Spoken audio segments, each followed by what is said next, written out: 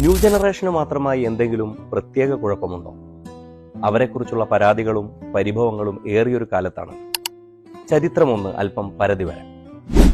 മനുഷ്യകുലത്തിന്റെ first generation Adam അലൈഹിസ്സലാം, അദ്ദേഹത്തിന്റെ മക്കളിൽ ഒരാൾ സ്വന്തം സഹോദരനെ കൊലപ്പെടുത്തുന്ന രംഗം വിശുദ്ധ ഖുർആൻ വിശദീകരിക്കുന്നുണ്ട്.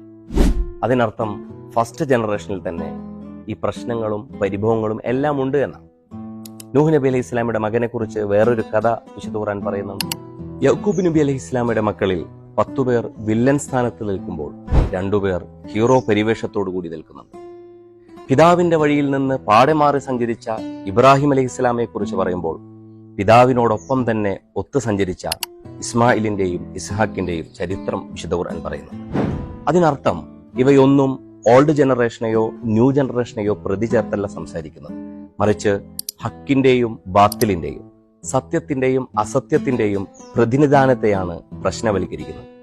പുതിയ തലമുറക്ക് ലഭിച്ച കമ്മ്യൂണിക്കേഷന്റെയും ട്രാൻസ്പോർട്ടേഷന്റെയും ടെക്നോളജിയുടെയും നവീന സാധ്യതകളുള്ള ഒരു കാലത്ത് അവർ ജനിച്ചു വീഴുമ്പോൾ പുതിയ കാലത്തെ ന്യൂ ജനറേഷൻ പാരന്റ്സ് കൂടിയായി മാറുകയാണ് നമ്മൾ ചെയ്യുന്നത് എന്ന ഉത്തരവാദിത്ത ബോധത്തിലേക്കാണ് നമ്മൾ കയറി നിൽക്കുന്നത്.